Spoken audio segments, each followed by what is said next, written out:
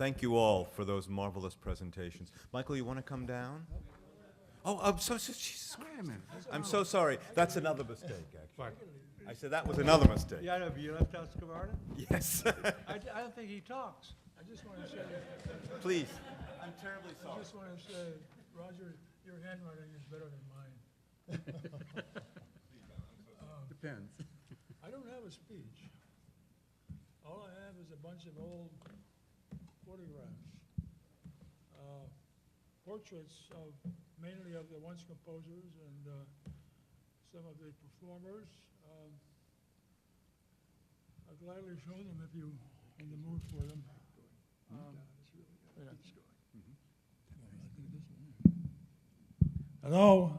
Yeah, well, that's right. I can comment now and then if you have any questions. If you have any questions, just yell out questions and we'll pause the film and I'll try to answer you. The photographs begin in 1955 with Rosalie Finney. I took a photograph of him at his home here in Ann Arbor. And he had been working down in his basement copying some music. And he had a great big black Indian ink splotch on his shirt. I asked if I could take a photograph, and he said, certainly. And we went upstairs, outside. He didn't bother to change his shirt.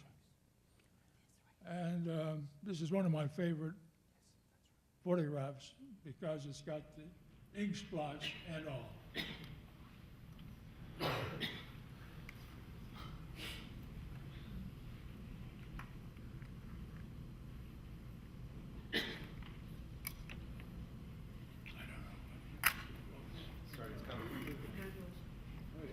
That's not the beginning. Yes, it is. Oh, yeah, okay, sorry. Yeah, okay, yeah. Just push play now. Click play. It's not ours. We can't have it.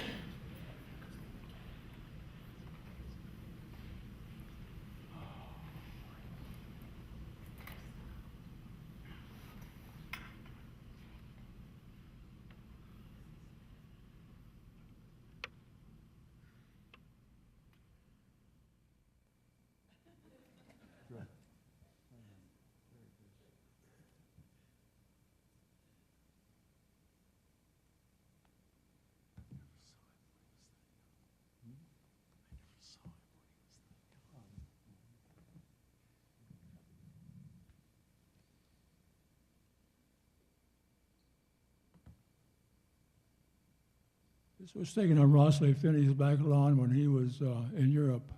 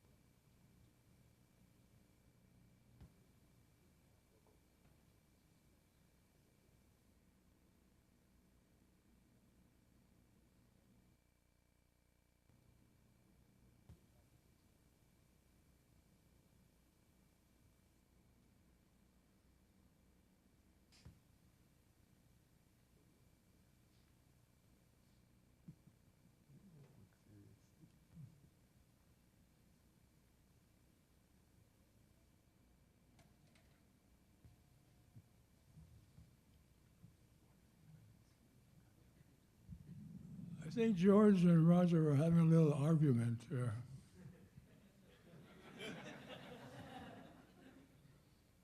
By the expression on George's face, I'm not sure who won there.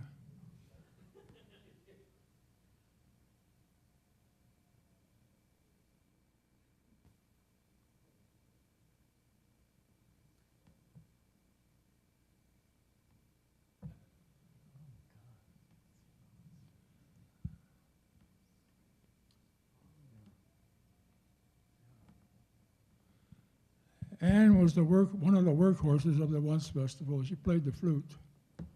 John Morgan was the other workhorse.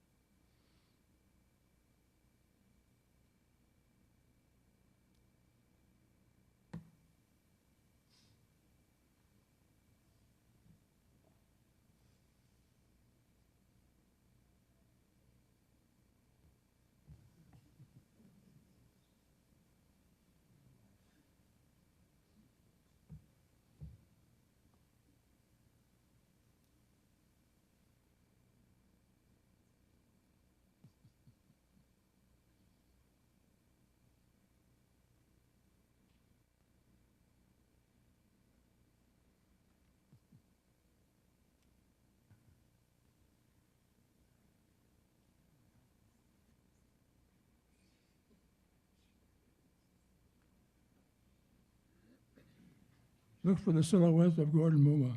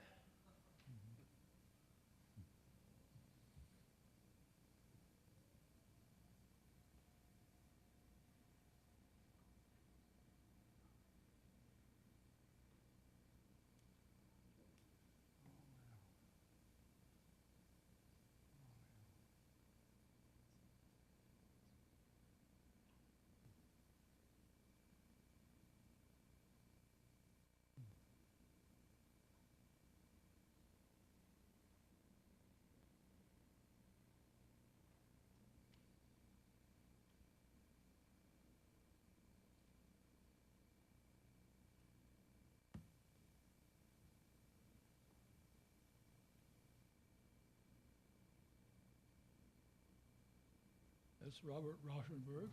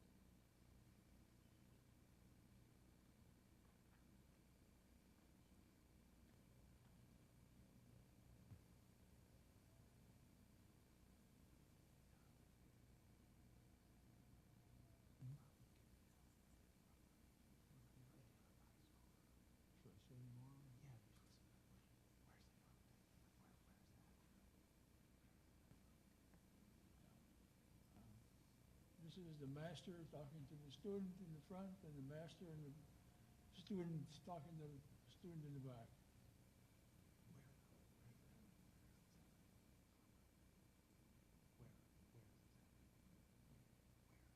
What you say?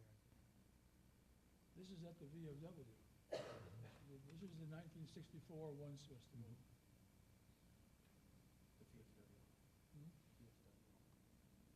VFW, yes.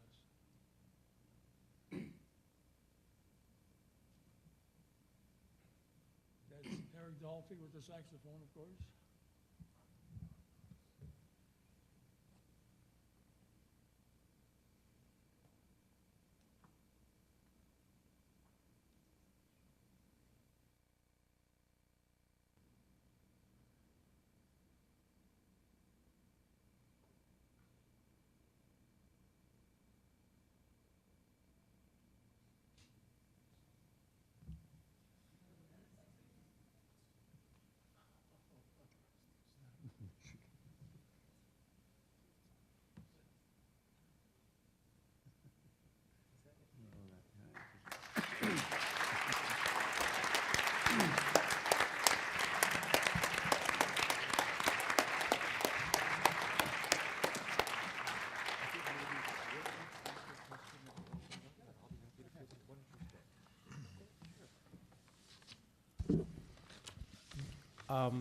I was wondering, how did you, first of all, how did you get people to come, sorry, how did you advertise your concerts? Was it posters? Was it phoning? Was it, how?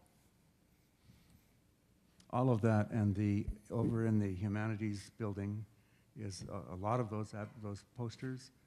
I made a 20-minute film thing which shows all of that, spends a lot of time on the extraordinary visual arts aspect of the posters and programs, which were really innovative of their time.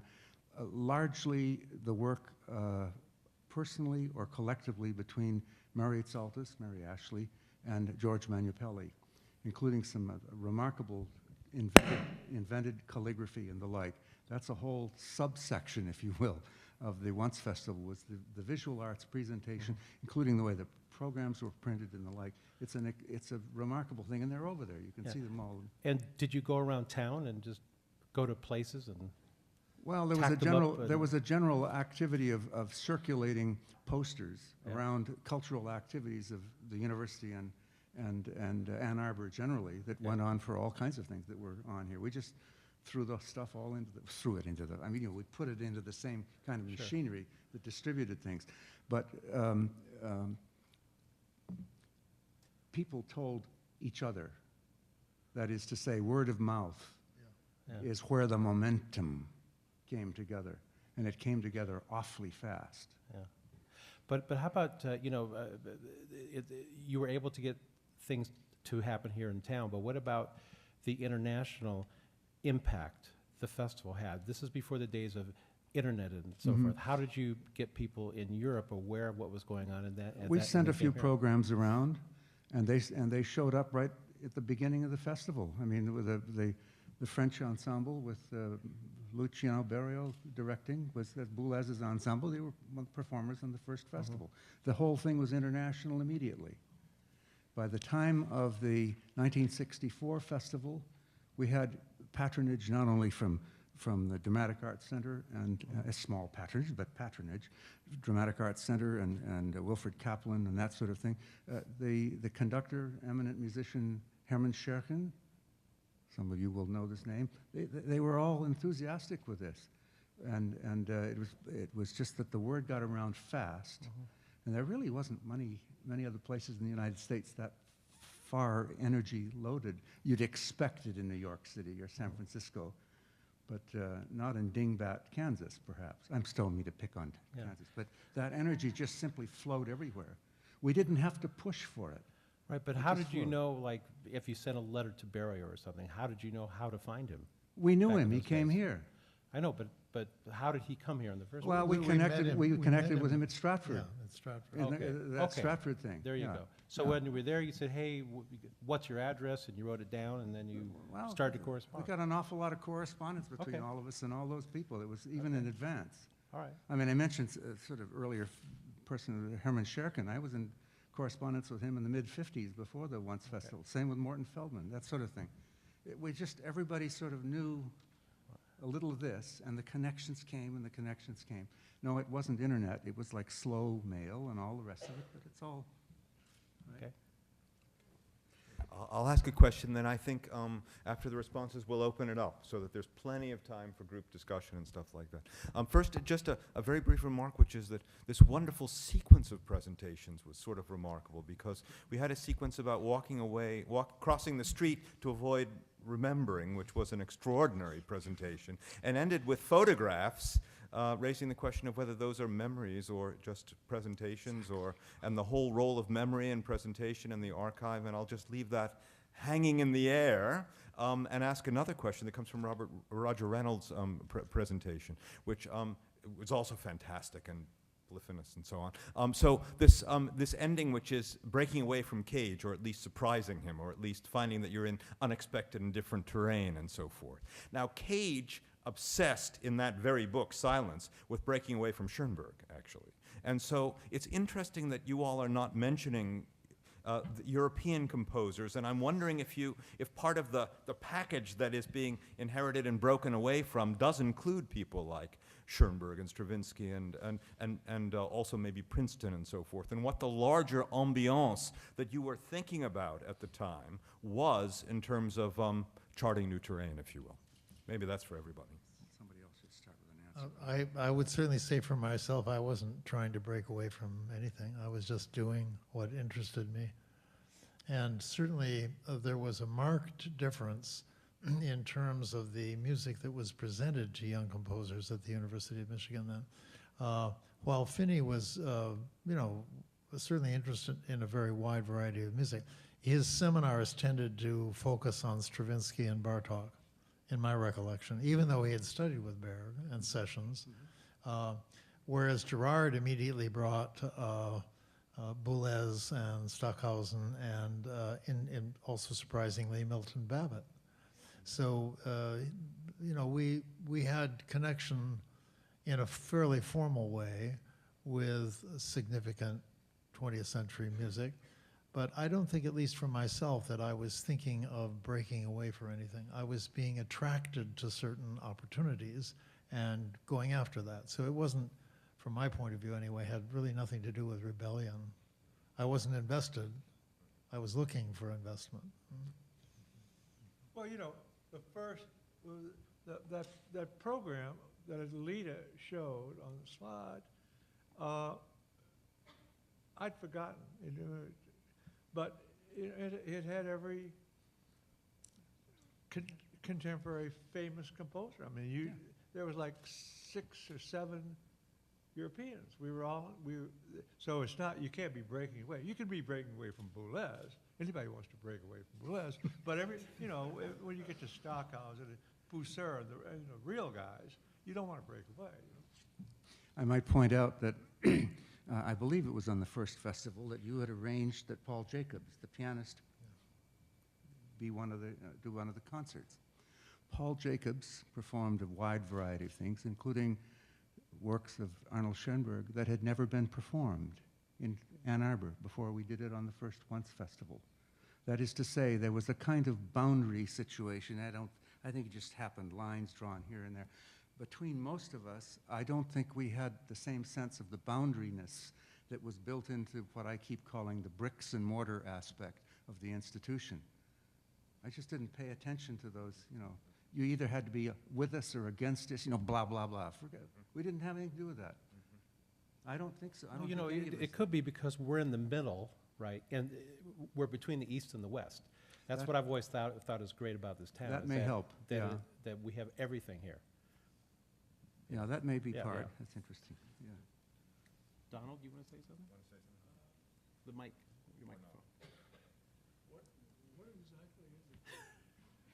What precisely is the question? But you have to get to the microphone. No, it has, yeah, it has to do with, were you trying to break away from anything? And if so, from what? And inheriting at the same time. Or inheriting, right? No, I don't believe that I was trying to break away consciously from anyone. I just went with ideas that I had when I discovered multiphonics, working with John. We worked very hard for 6 weeks. I heard this crazy squeak, clarinet squeak that he made accidentally, and I reacted because I heard that this was not a squeak, this was a sound. There were sounds in that clarinet that hadn't been heard. And I wanted to discover them, bring them out, let them be heard, control them. And we worked very hard, and it was very difficult. But I never doubted that those sounds were in the clarinet, and we worked until we got them out. And it took a lot of trial and error, a lot of experimentation with different fingerings. And when we finally got them out and got them under control, and I made a catalog, and then I had the material for a new piece. And I only had to decide what form I wanted to put it in.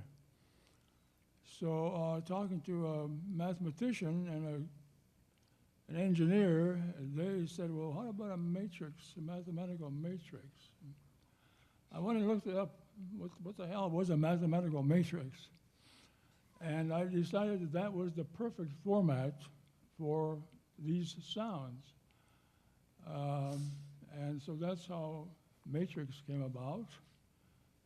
It was a very revolutionary piece. It broke centuries of clarinet practice where clarinetists could only believe that they could produce a single tone on the clarinet. And of course, they avoided squeaks, naturally. But this piece then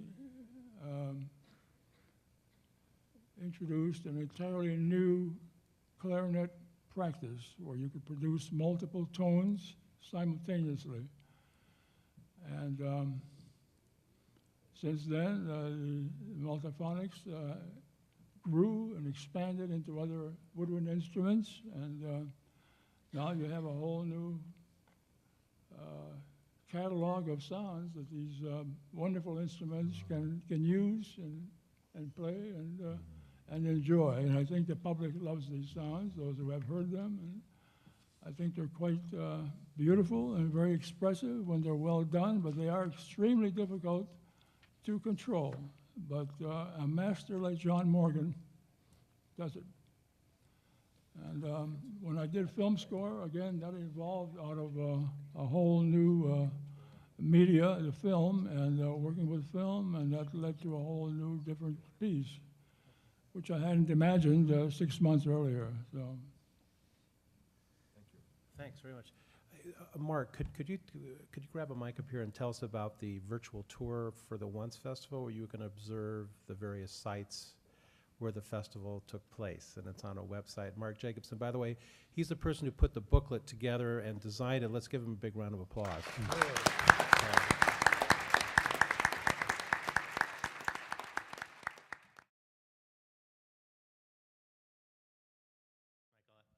I have to thank Stephanie Harrell from the Institute. Into the we microphone, co-edited kid. the festival guide together. Uh-oh.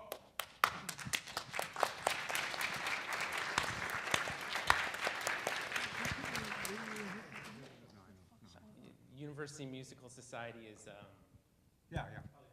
Yeah, no, you do. The microphone. No, put it in your mouth. Needs to be close to your That's what it's for. is this how you use a microphone? That's better. Yes. Okay. Wow, what a new idea. Innovation. University Musical Society is hosting a dedicated website that Michael referred to. It's ums.org/once. And at the top of the events section, Michael Mauskopf worked with us on creating a virtual tour that celebrates a lot of the sites that were specific within the community that created the Once Festival. There was certainly a politically charged atmosphere, creative community, and there's about 10 or 15 locations that you could visit with descriptions. We worked with, we interviewed folks like Alan and Harold, who really helped us put these places on the map and remember the locations that really inspired places like Space Theater, et cetera. We'll open it up for discussion now. There's plenty of time for questions and comments. Either address comments to the group or to any specific person. The only thing is we do need to pass that mic around. Otherwise, the questions won't be recorded and so on. So I'm happy to start that process off. Let me take some. Okay, please speak into the microphone, because I'm deaf. You know, I can't hear anything.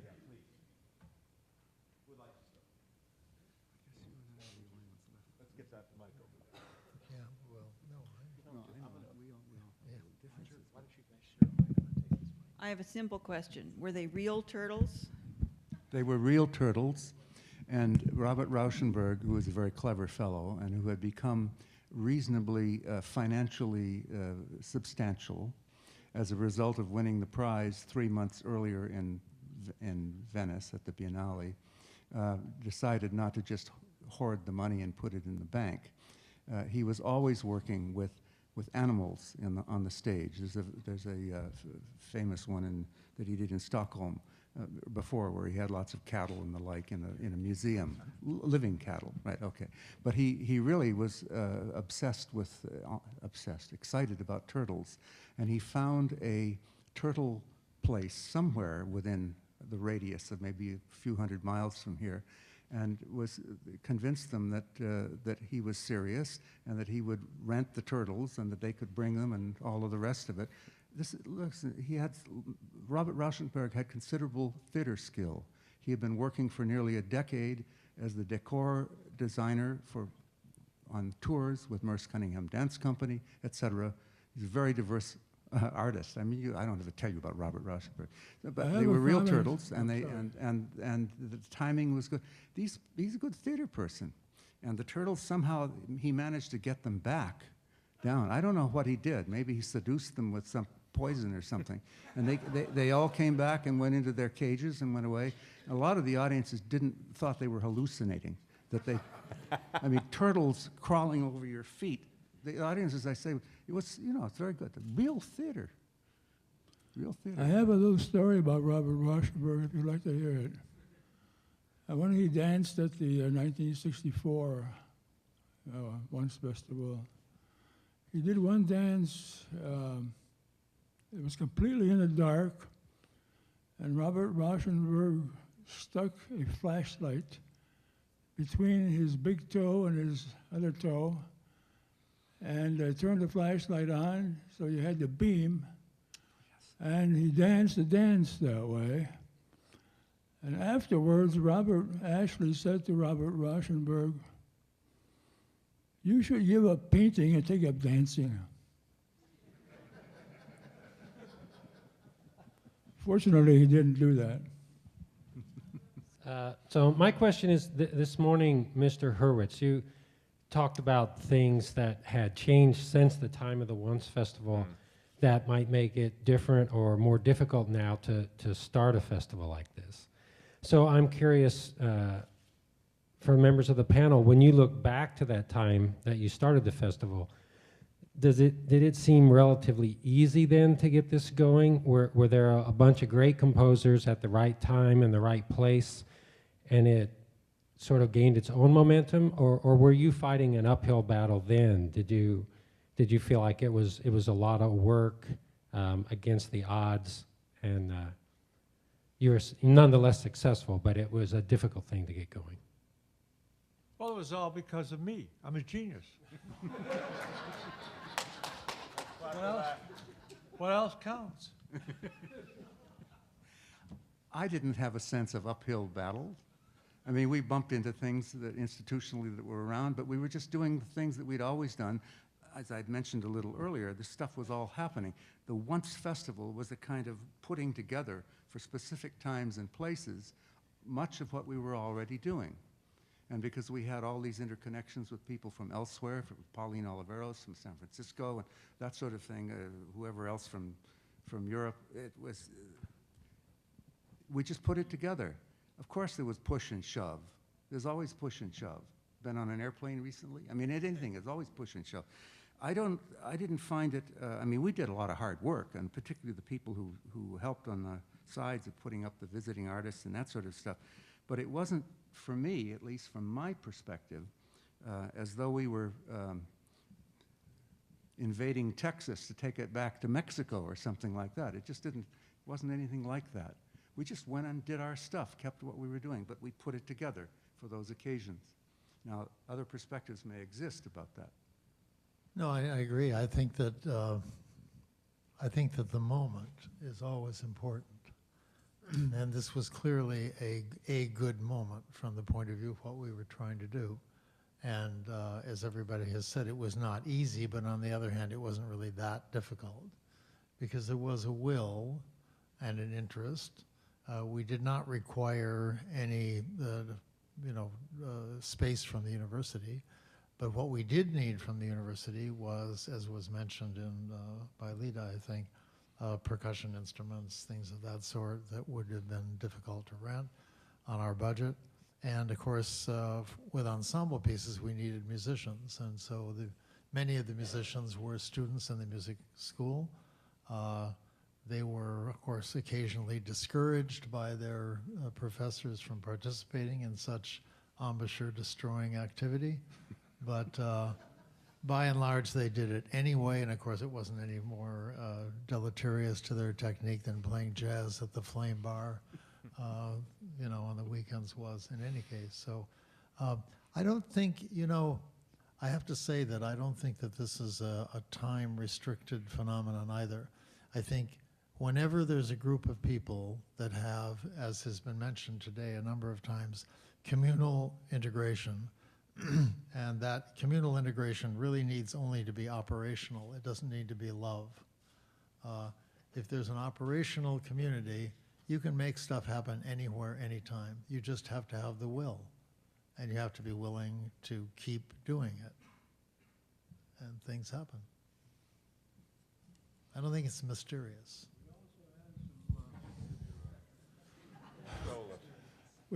This is a lot easier. And we also had some Ann Arbor housewives who performed with the Once concert, and they were wonderful. Did you say housewives? Yes, we did. Students and housewives, they made up the major part of our performers.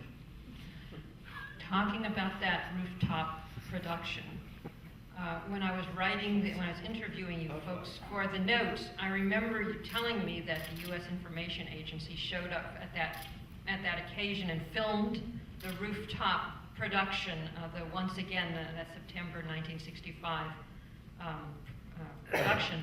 And I tried very hard when writing the notes to figure out what happened to the film. And I was unsuccessful. I could not find anything about it. I wonder if anybody has come up with anything. If you could share it, or even you could share the experience. I can give you that history if you want, briefly.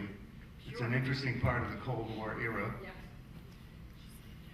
During that time, a lot of support from various curious government organizations went on to gather information, cultural information about the United States to be used for cultural propaganda elsewhere in the world. The Smith-Hunt Act of 1948 set up this situation, and the requirements were that none of that material ever be accessed from the United States. There were films, photographers, recordings, things like that. None of it was to be accessible to the United States. Furthermore, that early legal situation from 1968, 48, we're talking about the Cold War era, nor could any information be distributed about the very existence of those materials.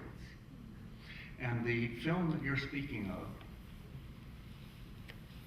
was on the roof, the 1964 Once Festival, was made by Ed Emshwiller, with whom I had worked, with whom Roger had worked. Emshwiller died in 1990. I think I'm right on that date. There are no listings in his catalog of works about having done this. Now, I can tell you that it really happened because I was assisting Emshwiller, unloading and unloading the film equipment down in the lower levels of the garage and taking it back upstairs, etc. In 1994, the Smith-Brunt Act, you can look all this stuff up, it's on the web, you can find it, was modified by a challenge from the Freedom of Information Agency so that it was now legal for the State Department, or wherever this organization, the United States Information Agency, existed, to acknowledge that something had happened. They couldn't even say something. That's all they can do, is say something has happened. So in Emshwiller's catalog of works, there's no mention of this film thing, because it was illegal to even mention the existence of it. Where those films exist, where all of that extraordinary stuff is, who knows? It may well have been junked, but it was done all over the place. I just wanted to clarify where the link is between the complications, political and otherwise, of the United States Information Agency. I hope that answers enough, because it really was there, but I'm not supposed to say as much as I did about this. I have just violated the law. And of course, that same agency had a different name, if you will, outside the United States than it did in. Yeah. And I would say, I don't think this person is any longer alive, but a person who would be extremely important in any examination of this subject is a man named Darrell Dayton. And he was a very extraordinary entrepreneurial man who gathered an enormous amount of information and gave lectures all over the world for the United States. I don't remember whether it was information service or agency, again, depending on which side of the border you were. And he told me actually that a lot of the material he collected was in a year or two after destroyed. So it could be that it doesn't actually even exist anymore, but it would be an interesting thing to look into. We've got about 5 questions lined up. 1, 2, 3, 4, 5, and then we'll take it away from there. But let's go through that sequence first, please.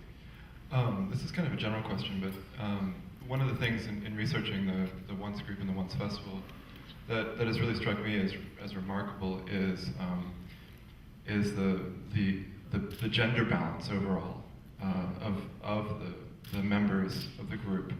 Unfortunately, tragically, we don't have Mary Ashley here. We don't have Ann Weir. We don't have some of the original members. But I think it's important to mention that. And I think another thing, I guess the question I have is has to do more with the other remarkable aspect about the running and the making and the creation of the festival, in the ways in which everyone was involved in the organization, everyone was involved in sending out letters and subscriptions, and it's such a remarkable culmination of not just what we talk about nowadays as sort of composer performer or the consolidation of those roles, but everyone was doing everything. And I wonder if you could just maybe talk a little bit about some of the other people that are not present today. Well, there wouldn't be any Once Festival without Ann Weir, Mary Ashley, Cindy Liddell. They did all the work. I mean, you know, but ideas are a dime a dozen. You know, when it comes to setting up folding chairs, you need people. And that's where the Once Festival came from. When you need publicity, when you need somebody to run out to Whitmore Lake to get the printer to do something, that's what getting things done is all about. And you have to understand that there are like 10 people who were composers who made the festival happen. I mean, that, you know, in the first year, is my understanding, Ann and Roger went to Dramatic Arts Center and said, we're going to do this thing, and it was okay. The second year, you start needing big-time help. And the big-time help came from people who didn't get their names on the program. That's very important.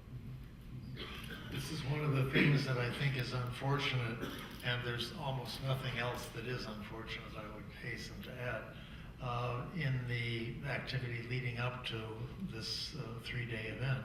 And that is that the performers didn't get a lot of attention. And it's too bad. With regard to the pattern that Bob mentioned, of course, that kind of thing propagated, and when I came back in 1963 to have the portrait of Vanzetti done, Karen, who's up here now, organized the band. She got all the players together. She set up the rehearsals and so on and so on. And we then went to Europe and then went to Asia, and we kept doing things there together all the time. And she did the design, just as Mary and George had done it here. And this kind of thing propagates. Again, in answer to the previous question, you find that people in a group, if the community has some breadth and enthusiasm, you find there are people who can do stuff. And they step up and they do it, and everybody's happy that someone is doing it, and so everything gets done. But it certainly is cross-general, as you say, and Bob is certainly right that the composers, in a certain sense, the people sitting at this table today, are really just a tip of a complex iceberg structure. And there are many other people, especially the performers and the logistical army, that need a lot of attention at some point. Yeah, when we did the thing on the roof, Harold Borka and Joe Ware designed quite an amazing outdoor movie theater that with louvers can open up into all kinds of spaces. We built the thing. Well, I think our performance was supposed to be on Friday. Thursday all day, Harold and Joe had half of Ann Arbor working for nothing. And it's like it's lunchtime, and Harold says, there's like 15 people working this thing. Harold takes out his wallet, pulls out a $50 bill, and says to some guy, "Take my card, come back with some chicken." And that got done. Well, that night there was a tornado in Jackson. That night there was a tornado. Listen, there was a tornado in Jackson. 8 o'clock that morning, that everybody realized that structure was going to go down. I mean, everybody who worked on it. The next morning at 8 o'clock, without being called, all those people turned up and they rebuilt the structure for performance that night. Now that was a miracle. You know what I mean? That was a fucking miracle. I might mention just a little bit more because the gender issue came up. The concert we had last night represented only materials really from the first and the second and part of the third Once Festival. As the theater music aspects grew in the later festivals, it became very difficult to separate gender from gender, whatever that was. The interactions became so much more, it's easier to do often in theater situations. We did have a wonderful composer in the later Once Festivals who came from San Francisco, and I mentioned her before, Pauline Oliveros. Actually, somebody asked me just the other day here, how did you ever know about that great composer? How did you get that great composer from Pauline Oliveros from that time? It's from that time, Pauline Oliveros, as the rest of us, were not great composers. We're all huggy people from the same age. I mean, okay? We just got there before the rest of the world did. One of the great things about the Once Festival, we beat them all out in terms of getting those people, right? No, but the cultural milieu was changing generally around the whole United States and North America, et cetera. And the gender thing gets to fade away. And if you connect with the activities of where Ashley went at Mills College in what, late 70s, early 80s. So like, there's no gender distinctions. That all was fading away. It was part of the time of momentum fading away. That's all I have to say on that. Girls just want to have fun. We've got a whole string of people. We've got over here, and then here, here, and here. Please. Michael was kind enough to mention my own participation in the Once Festival a few months ago, I believe. I left Ann Arbor in 1965. I would like to address a couple of remarks that have been made and then ask the panel to make some remarks about some things that have become dear memories. The first thing is, as far as participation is concerned, I'm a pianist, but I was here studying composition with Ross Finney.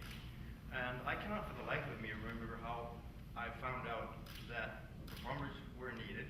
It just seemed very much to be in the air. How I met George and how I met Donald and Gordon, I have no idea. It seemed to be a situation within which there were no lines drawn, at least that I experienced. I would also like to mention that I don't know whether people have known this, but actually Cassiopeia is the middle movement of a three-movement piece, three pieces for piano, it's called. That is a very lovely score. I believe in the recent release of all of the Once festivals. I think the entire piece is on that recording. Okay, now as for the other two things, one memory I have, and it may be a rather faded one, but there was some kind of an occurrence, I believe they were called happenings at some point in music history, with regard to the multiple parking structure. And there were a great many of us who were involved in making 5x8 cards with instructions for everybody who went into the building. And I remember things like at 3 o'clock, honk your horn twice, and at 2:30, open your left door. And I think there was some doubt that there would be general participation, but how that got to be known in the entire community, I have no idea. But there was enormous involvement, and people, I think, were scrambling to be part of that. The other aspect that I would like to address is the electronic music development. Now, as everyone knows, from the days of tape snippets and pasting them together to what we have today, a great many things have happened technologically. But I remember being part of a group of people in a house that I think George Cacioppo lived in, and perhaps Donald as well, I don't remember. And we had one bedroom with strings tied across, and all kinds of strips of sounds that we were running around, putting microphones in toilets and flushing them and running the sound backwards and all sorts of incredible things. And out of these, some of the initial tape pieces were made. I don't know what became of that. If anything, I would like to have you address that as well, please. Well, what you're speaking of in the middle, the festival attracted young artists from all over the United States. So about, after the first couple of years, we had half dozen people who would come up from Texas with Robert Shepp, who's the attorney. Most of those people were not, except for Bob Shepp, most of those people were not musical performers, so we couldn't use them in that sense. But they became part of Mary Ashley's band called Truck. And Mary specialized in public disturbances, at which she was expert. The first one she did out here on State Street, she timed it so that it happened exactly when the Hill Auditorium, what's that, May Festival, yeah, when the May Festival got out, when the movie theaters got out, and after about an hour, when nobody could move on the street because of the crowds, they took her down to the police station, and Wilfred Kaplan had to bail her out. The next one she did, Ivan Karp came out from Castelli Gallery to explain contemporary art to us all, and she invited all of her friends to bring a truck to the museum, and so about 30 people came with steamer trunks, suitcases, and that kind of thing, and so naturally they couldn't let them in. So that, you know, when Ivan Karp started explaining modern art, contemporary art to us, there was a huge pile of suitcases and trunks. And the third one, she did it out at a lake near here. Ann Ware and Joe Ware sailed around on the lake. Richard Rodriguez, David Rodriguez, fantastic person. Frosted his wife for eating, and those people were sort of attached to the once group. They were attached in a way that I couldn't explain, but when the once group was invited to go to New York to do the this is like intermission at assisted living. When the once group was invited to go to New York Judson Theater Festival. Judson, whatever it's called. 1965. 25 people went. 10 people from the once group and 15 people from Mary Ash's truck. And none of those pieces that we did would have been possible without those people. Now, we don't even know. I'm probably the only one at this table who knows who those people are. So, what am I saying? I lost it. Well, that's right. I mean, what you had asked, Barton, in the second section of your sort of question there, what Ashley responded to was these events that were parallel with the Once Festival, a kind of a street theater that Mary Ashley was generating. They had the various names of Truck and Trunk and Truck 2 and one, and every year. Public disturbance. Well, okay, that's right. Not street theater. Yeah. Public disturbance. Okay, I'll buy it. Public disturbance street theater, all right, whatever you would call it. But they were a part of the energy. They happened with a lot of the same people, whether indoors or outdoors, and it added to the whole momentum of this innovative work that went on around here. And that's a nice answer to that. Thank you, Bob, because that has been misrepresented or not represented enough, I think, in the Once Festival history. It's what I call the Once era, including a bit more of that activity. The electronic music thing that you mentioned, there was a lot of innovation going on in that area here at the time. Not only what Ashley and I did with the Space Theater, but things that you saw. There's stuff to work with. People were creative in all different areas, and it was part of the vigor, the creative vigor of the time. There are 3 people who are still waiting for and then 2, 3. I'm Alan Haber, and I was a student at the university beginning in 1954, and I was sort of a roommate across the porch from Gordon in 58 or 9 or 60, and my appreciation is for the communal integration was one of the words used, and it was in the aura of the time that in every discipline there was a challenging of the boundaries, whether it was in sociology, whether it was the Mental Health Research Institute, or the beginning of the Center for the Study of Conflict Resolution, the Correlates of War Project, and in writing and theater, and Gordon mentioned some of those. And Roger, you spoke as to just a phrase in your purpose to change the world.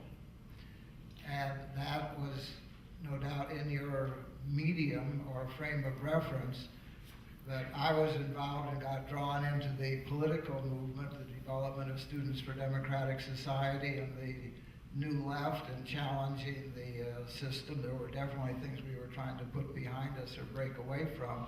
But I'm wondering, how do you see, or did you see then, and do you see now, the kind of music that you championed and found excitement in the creation of and the fun of the street disturbance as in terms of the politics of it. Where were your politics? Did you consider yourselves independent, on the left, revolutionary, allied with the international struggles that were going on all over the world? As you traveled, did you connect not only with composers but also with the political theorists in France and other places in the world? Because this seems like it was really this is a Jubilee celebration of the Ann Arbor avant-garde. What happened from mid-50s here to mid-60s here was really part of a revolution, and the breakout of the culture here that has created some of the ambience and illusion of Ann Arbor. But your presence is an opportunity to explore how that general breakout happened and what it might speak to the young people now who are hopefully in the avant-gardes of this time that will similarly break through the boundaries and lead us to new ways of seeing everything.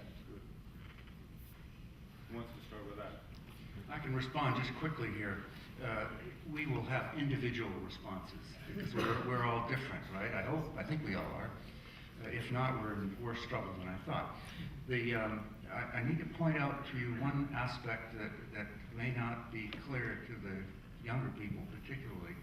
The early 1950s, when I became a student here and I lived in the dormitories, dormitories were segregated by color.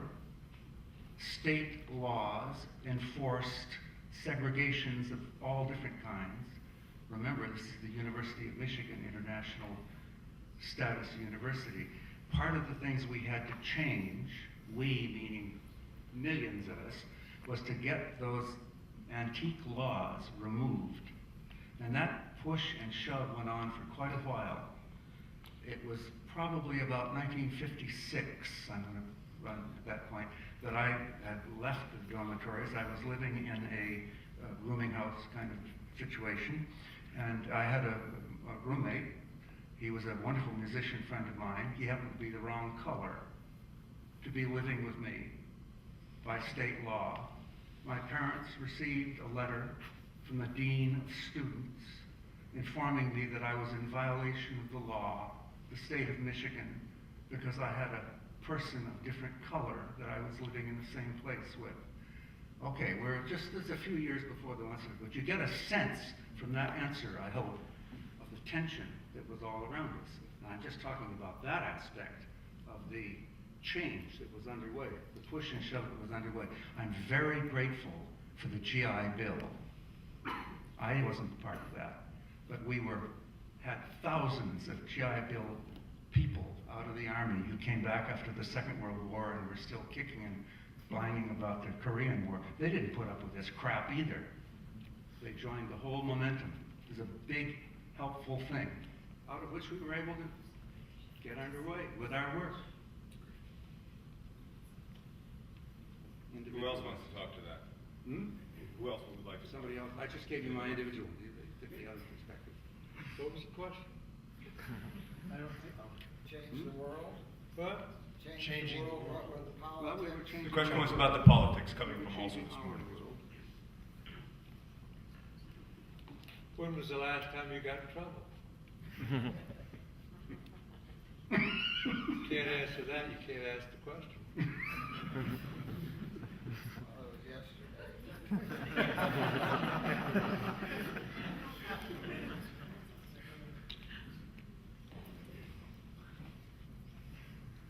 I think a simple non-doctrinaire response is just if you see something that you don't like, then do something to change it. And I mean, there's no question. I remember the period on campus of the Green Feather campaign and against the House Un-American Activities Committee. And I was editor of the arts magazine Generation. And the drama editor was Carl Oglesby. And at that time, Tom Hayden was the editor of the Michigan Daily. And one of the things that brought Karen and I back to this country was we were living in Japan and watching TV in Japan. You'd see a lot of what were called the Zengakuren student demonstrations in Japan.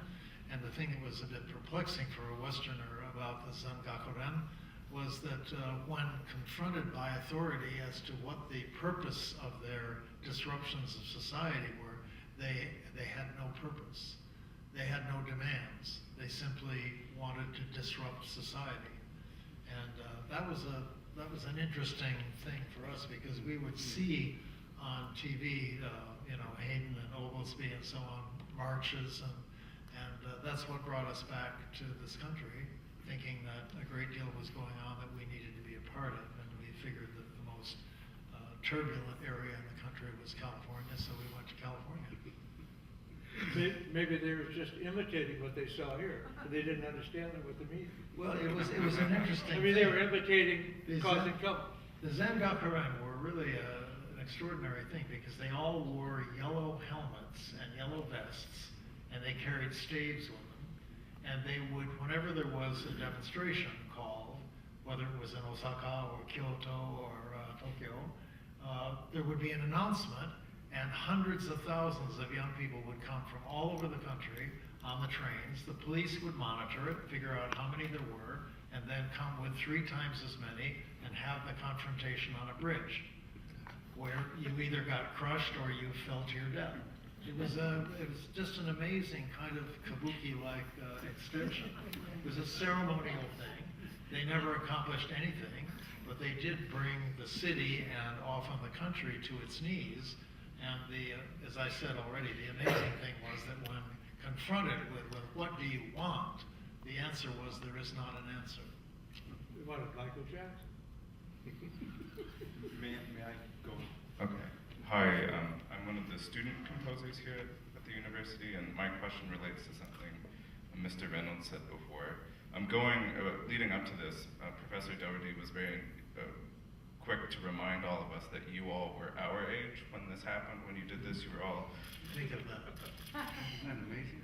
And in referencing the time when this happened, obviously lots of time has passed since then, you talked about the moment and how special it was, and we've talked about the spiritual and intellectual environment this came out of, and I know, Mr. Reynolds, you're still involved with music academia, and do you think, all of you, that in the modern landscape of American music, there remains this spiritual and intellectual infrastructure for something like this for us to do?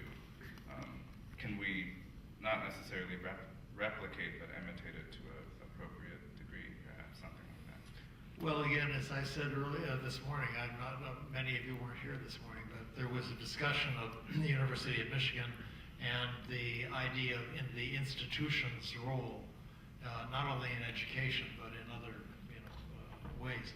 And I would say, for example, at the University of California, San Diego, we just got an extraordinary, a really unbelievable new building. And part of that new building was an experimental theater with, I believe something like 200 or 300 loudspeakers in it that are all computer controlled. You can change the environment and so on. And we made the decision very early that we would turn that over to the students. And the students, they have a user group. They run it. They decide how it's going to be used. If you want to use it, you have to go to ask them for their help, and they'll decide, whether it's useful or not from their purposes. So part of it has to do with resource distribution.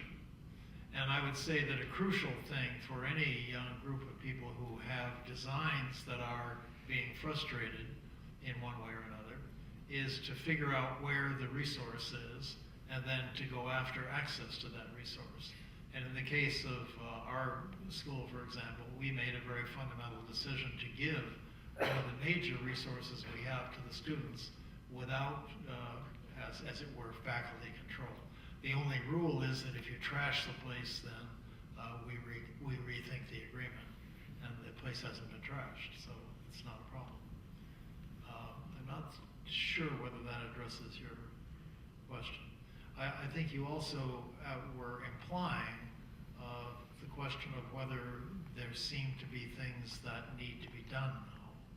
And I think, again, that's up to what is in your way. And if nothing's in your way, then perhaps there's no issue. I think just in general that young composers now have incredibly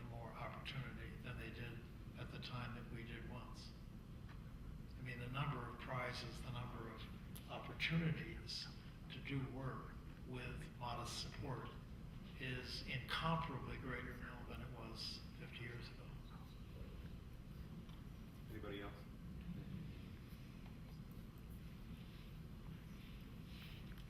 It's just very briefly, it is a very different world in terms of access across the globe.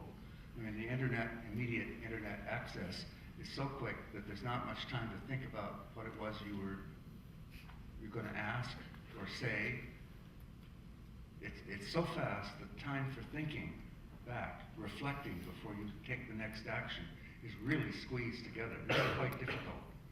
It's quite difficult now in another way. I mean, immediate access doesn't mean everything's there when you want it. But what are you going to do with it? You have to take a little time for the fermentation of your thinking, and quick access doesn't make a good cheese or wine or those other beautiful things that have to ferment to their best status.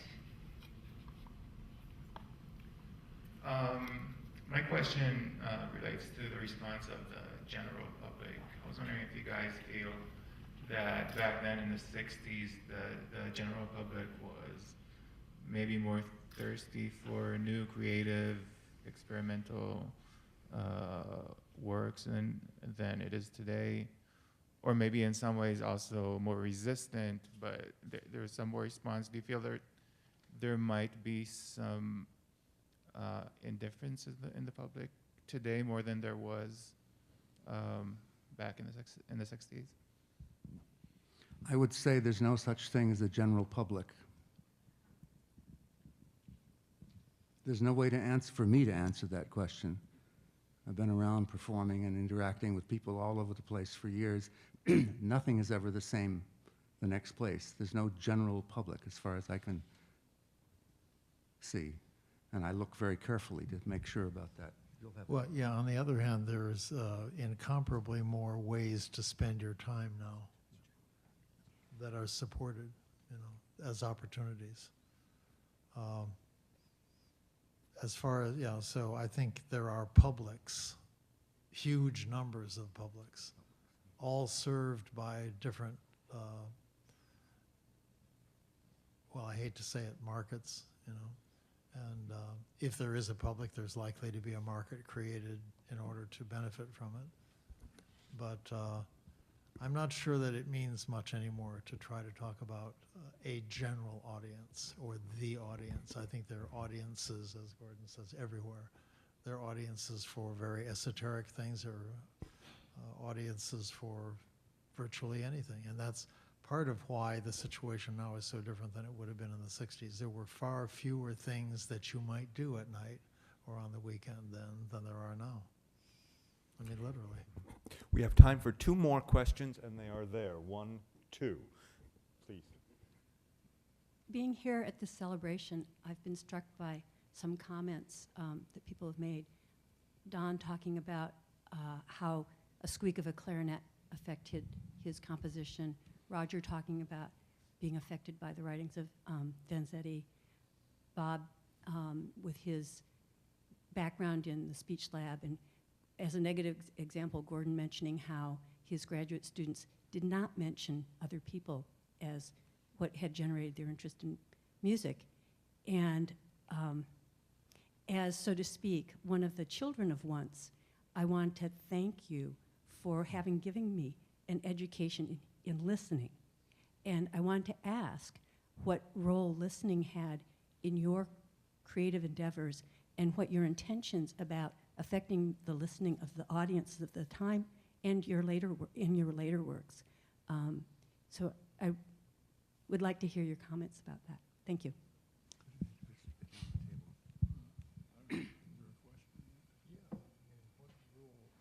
Well, Go ahead. I think it must be obvious that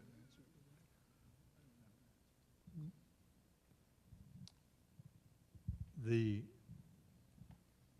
world that we are in, I mean, these guys and people who are sympathetic, who come after that in that world. We're making music for people who have stopped dancing. I mean, we have to recognize that when you get attracted to music, generally, almost universally, it's when you're young and you have a sensual experience with music that brings you into music.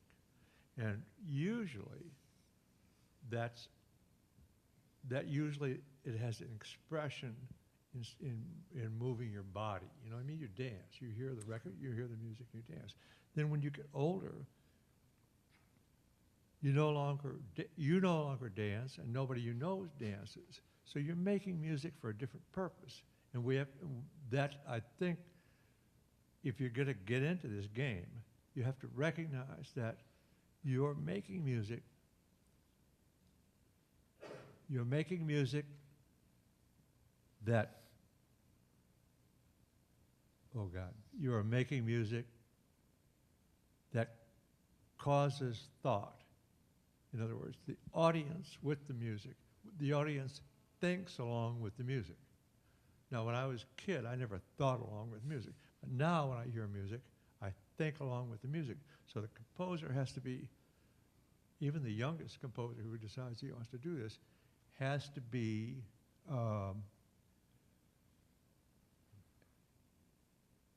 careful of what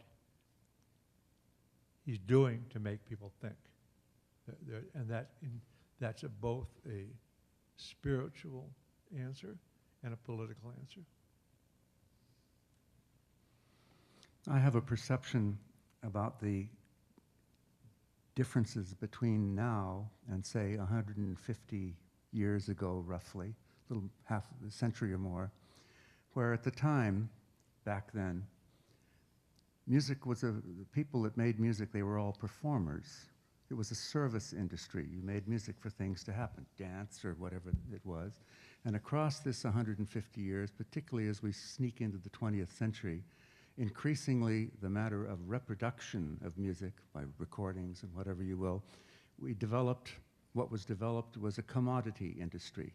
The market, if you will, for goods, for objects that make sounds, whatever you want to call them.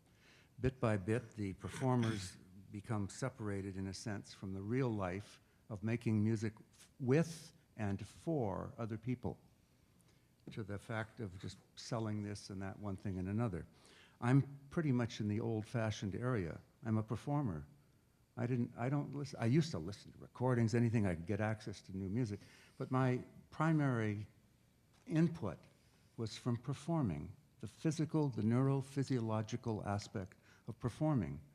That makes me very old-fashioned. I don't do much of the way of music with computers and QWERTY keyboards and stuff like that because I can't feel the sound. I'm very old-fashioned like that. I come from that other time. And I'm still involved somewhat in performing because of the experience of either solo or sharing the experience of ensemble performance with other people. It's very old-fashioned. But that happens to be where I am. But it points out here that we have shifted across, at least the last century or so, from either the participatory activity of any of you performing for the pleasure of performing music of your own or others, into that of going out and buying the fast food record. I'll leave it at that. Yeah, I don't think at this point that the listening experience is optimally a clear, linear line of argument. I mean, I used to try very hard to give lectures in which there were coherent arguments and sections, and there would be some deliverable. But over the past couple of years, I've started giving presentations when I have the opportunity, and I mentioned the word at the beginning of my thing, passage. Normally speaking, passage is something that I do with texts that I have prepared. Some are recorded, some are spoken live. They all move in a multi-channel environment. So it's like a cloud of ideas, and it's never ideally entirely clear whether I am saying it live or whether it's being said by a pre-recording. And I also then have little sections where I riff on whatever it is that is in my mind at the moment. There's a space. I use my iPhone as a timer. And I also project video clips and images which are timed not to be in perfect accord with what is happening in the other stories and so on, looking for intersections, but not any longer trying to say, here's what you should take away from this. Because I've discovered over time that if you argue, I mean, in my experience anyway, if I argue what I think is coherently with a lot of good examples and sequential slides, I find afterwards that people have not understood the thing that I was trying to say. So after a while I thought, well, why should I try to say things in particular? I could rather present a lot of what feels, to go back to Bob, what feels like it belongs together for reasons that I may not completely understand. Stories about people, stories about ideas, pictures of Barnett Newman, or clips of Yuji Takahashi playing Herma, which the fingers move so fast the camera can't catch them, and so on. I'm just whatever. And personal asides. I mean, I put in a story about Michael Dougherty today because Karen mentioned yesterday, you know, you ought to say something about Michael, so I put something in about origins. And I enjoy this. I find that people don't often know entirely what to make of it, but they go away not having just listened, but having thought and having seen and having made their own message. The internet is hugely antithetical to performance, isn't it? Because performance has the liability to turn into an image on YouTube. And before you know it, it becomes a purely two-dimensional phenomenon. So what you say is please. A short answer, if I understand your question. For me, the creative act is something that is essential for my own psychological health, my own well-being. If I am not in the act of creating something, I don't really feel that great. But the act doesn't make any difference what it is, whether it's just a small drawing or a painting or a piece of music or a film. I work on many, many different fronts, and I feel good. I feel better when I'm in the act of creating something. Now, if it happens that someone else likes what I've done, that's all plus for me, and then I'm happy about that also. But essentially, it's the effect on me and the act of creativity itself is essential for my psychological health. We have one final question or comment, and then we're going to bring it to a close. In the pictures that we saw presented on the screen a little bit ago, I was really excited to see the... closer, they can't hear you. Okay. In the pictures that we saw presented a little while ago here, I was excited to see the one that showed the Once Festival with Eric Dolphy. And I know that concert happened in a hall that was below the restaurant that's now Seva restaurant. And I've heard about that event over the years, and I've wished that I could go back in time many times and be at that concert. I wonder if the members of the panel can have any additional recollections of that particular event, and how did that collaboration with Eric Dolphy come to be? That was through Bob James, the pianist, jazz pianist. I don't want to stick too many fixed labels on because Bob James is a very diverse pianist. Played Reynolds music, various other things. Has that extraordinary trio now. I mean, it had it still, which is now historically important. The Bob James trio. We had diverse music on the festival. Bob James was a good friend of Dolphy's, and it was part of the thing of bringing in yet these combinations. It showed up, this would have been the 64 festival, 1964. I'm pretty sure, it may have been 65, but one of the two of them at the VFW Hall. And there were some of the once area performers who joined the ensemble with Dolphy and that group. Part of the touching aspect of this for me, it was extraordinary. I mean, you know, these are people that hadn't performed always together before, and to find them to hear them get it all together right there on the spot, that's one of the thrills of the aspects of the best jazz traditions in our North American continent. One of the aspects historically that's so touching to me, it still leaves a little tears in my eyes, is that was Eric Dolphy's last performance in the United States. He left a few days later for Paris, where jazz musicians of color could get more support. Could have been Sweden, but it happened to be Paris. And within a month or two after that, he died of liver failure. Eric Dolphy. And I was very touched by that, and it still touches me.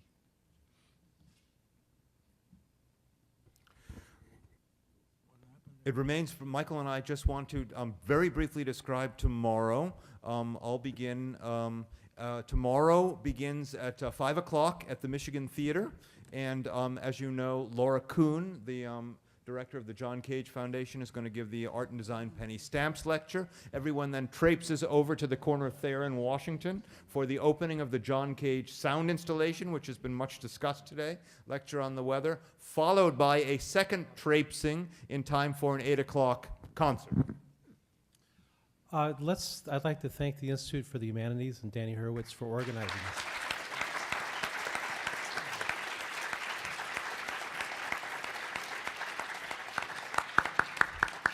And thanks to Brian Brand and his crew for doing the video today.